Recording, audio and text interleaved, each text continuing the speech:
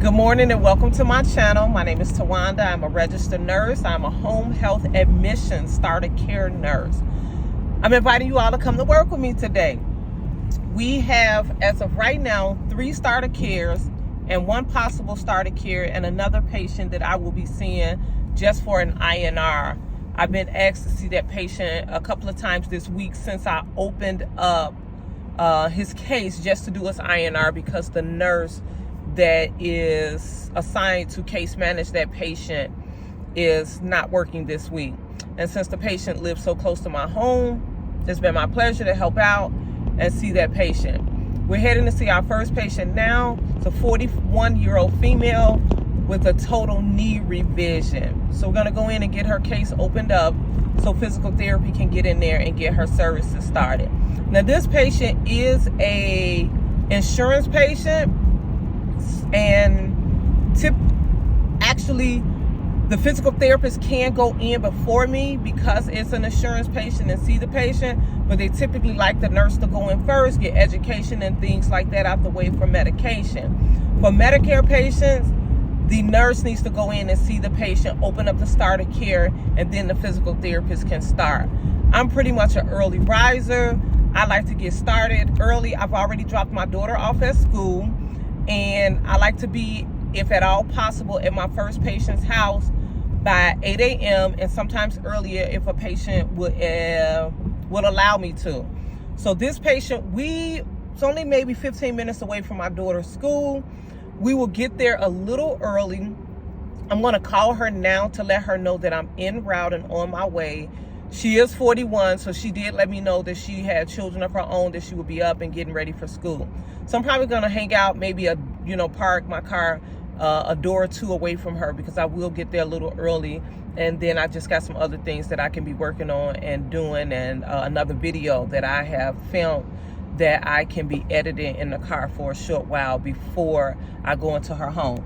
So kind of just wanted to open up and get the vlog started and let you all know what we're doing today. I will keep you all up to date as to how the day goes. So like I said, as a recap, as of now, we have 3 admissions, 1 PT/INR, and a possible another admission if I get in touch with that patient. Oh, sorry about that, guys. The physical therapist did let me know that he has been unsuccessful at reaching that patient as well.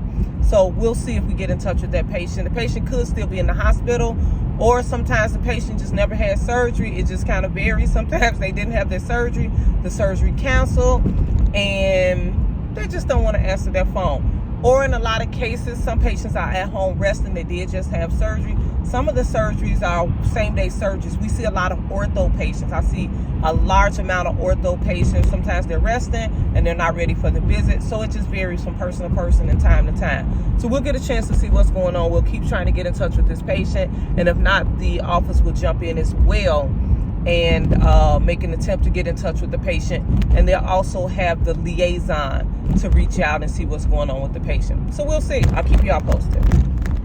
Okay, we at our first patient's house. I've been sitting out here for a few minutes just working on a couple of things, but it's time for me to get ready to go in. I have my tablet and my starter care packet that we leave in the home for each and every patient. And I have my little cheat sheet. I'm gonna review this with you all. I may review it in this video or make a special video. It just really helps me when I get back home and I'm doing my charting for that patient. I got all the little bitty cheats and answers that I need to answer the OASIS just right there on one thing, instead of trying to brainstorm or instead of trying to just flip backwards and forward, because I do have a different system that I used to use, but I've kind of streamlined it and found something that works just a little bit better, a little bit smoother, and helps me to get the charting done really quickly. And I'm just, you know what, I'm also gonna make a dedicated video to like little tips and little tricks for start of care nurses. Most people are very intimidated or fearful, or just the charting is just overwhelming for them when it comes to starter cares. So when I tell people I'm just a starter care nurse, they just want to know, how do I do it? And like, how many patients do you see? And how do you do that? The main key is organization. I have a very organized system that helps me to get my job done. I'll explain it. Like I said, I'll probably make a dedicated video. I will review some of this form for you all in this video, but I will dedicate a video to just how I organize my day as a home health starter care nurse. I'm going to get in here, get this patient started, and get her services open so I can get to my next patient. Because it looks like we've had a very mild winter. I live in the Midwest. I live in the suburban area outside of Chicago, and we may get like a little snow flurries. We got a lot of rain, but I don't know what kind of winter we're having or not having, which makes me a little, a little nervous, because I don't know, because February could bring the noise over here in the Windy City. It will bring the noise. So we'll see. I'm going to get in, get this patient done, and I'll tell you how long my day was. I always have a goal, and I'll explain that to you as well today. I just admitted the first patient. I am now headed to the second patient. It's 8:47 a.m.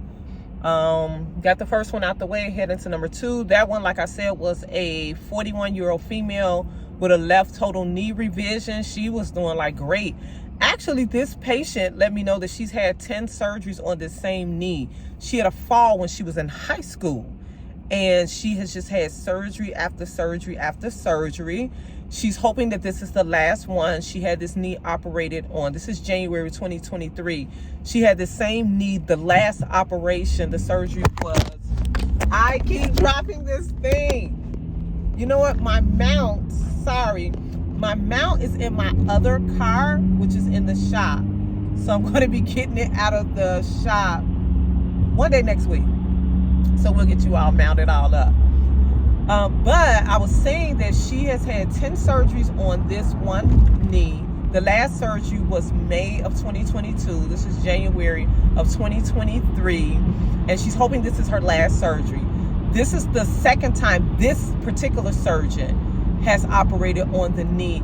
This surgeon, I follow his patients. I've known him down through the years just from being an orthopedic nurse, working in post-acute, where a lot of his patients used to come and rehabilitate with us. He has really good outcomes for his patients, and also he seems to be a fix-it guy. A lot of patients have seen him after they've had surgeries that just have not went as planned or as well. So she's very happy with the outcome thus far and really hoping that this is her last surgery. So we're on our way to the second patient. This is another ortho patient herself. This patient here is a 66-year-old right total hip. So we're going to get her admitted. We're going to get to the third patient. I'm going to get off now because I want to call and try to get in touch with that patient that I have not been able to reach, and see if I can reach that patient to get that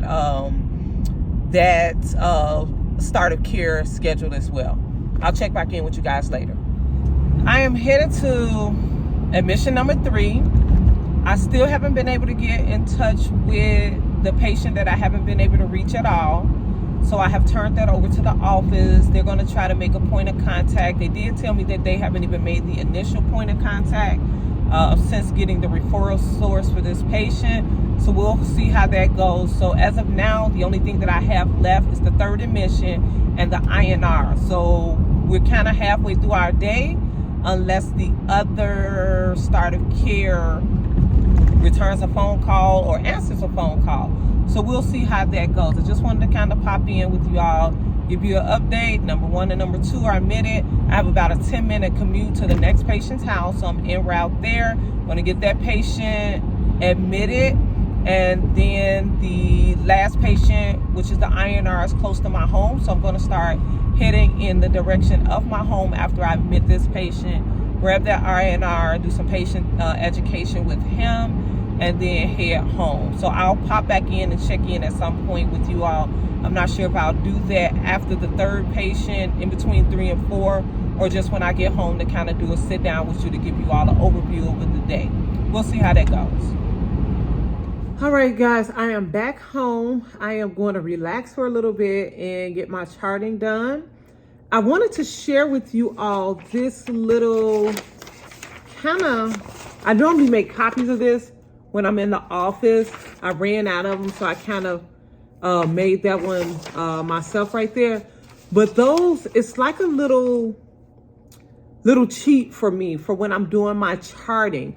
I see multiple admissions. I'm a starter care nurse. So I see admission after admission so that I can stay organized and keep everything together. I use this, and it just has little things that some of it I pre-fill before I go into the home. Some of it I fill out while I'm there. Some of it I may fill out in the car either before or after I go into the patient's house, because a lot of it comes from the chart. Some of it I don't know until I actually go into the house, like the vital signs, different things like that. But I do know the patient's name, the age, the diagnoses. Sometimes I know when they've had their surgery or procedure, or when they were in the hospital or not. So some of the things that's included on here are just things that I will need to either complete the OASIS or to complete my narrative note. So I'm going to make a full dedicated video just to this, and to give you all some ideas, some tips and tricks to have all that information in one central place. You're not moving around. You're not doing this. You're not doing that. Some people put very basic information on there, just like the name, the diagnosis, and vital signs. There is more information that I put on there because it's required for the OASIS or things that I like to include in my SOC narrative note. So I'm going to be sharing that really, really soon. So stick around, hang around. I am thinking about the video I posted prior to this, my first video. I went into a little in-depth teaching on Coumadin and warfarin in that video. I'm really thinking about doing a dedicated video to medications or diagnoses that's commonly seen in home health. And Coumadin, warfarin, is one of the very common medications that we see in home health. So I kind of wanted to do a video. Let me know down in the comments if you all are interested in seeing a video for patient teaching, nursing, just a dedicated video that is dedicated just to what we would teach our patient about Coumadin and warfarin. So just let me know, because I know there's probably some new nurses, some new people going into home health. I do kind of actually want to hit on diagnoses that people commonly see. I think that'll kind of help people that have never worked into home health, kind of give them a better idea of things that they're commonly going to see. There's things that you're going to walk into that you just haven't seen before. But even if we were working into a facilitated environment like a hospital, a long-term care facility, a long-term acute facility, a post-acute facility, a rehab facility, there's always going to be something that we haven't seen. There's going to be things that we'll see over and over and over again. So I am thinking about making a video. Let me know down in the comments if you all want to see a video of common medical diagnosis, common medications, common things that you will actually see in the home health arena. If you're working in home health, or you're considering going in home health, or you're a little hesitant, you're trying to see if you're sharp enough, if your skills are up to par, things that you can brush up on. And then some things are very unique to each company. My company, I would say, during the week of my work week, I admit about 90 to 95% of ortho patients. I get very excited when I have medical patients because it's not the norm for me. But we'll go into things like that because I want to share things that if you are a nurse or a nursing student, or somebody's just thinking about switching, coming from the direct bedside to still wanting patient interaction and considering going into home health, I'm just going to be sharing a lot of things like that you'll see and that you may want to be aware of, and just things like that. As always, like, comment, and subscribe. Stick around for the journey. We're going to have a lot of things that I'm going to be sharing with you all. If you have questions, things specifically you want to know, or you want to ask, please feel free to ask down in the comment section, and I will be answering you in the comment section. And I will be making some dedicated videos as to your questions that you all will be asking as well. Until next time, I will see you beauties later. Thanks for watching. And like I said, don't forget to like, comment, and subscribe. Bye.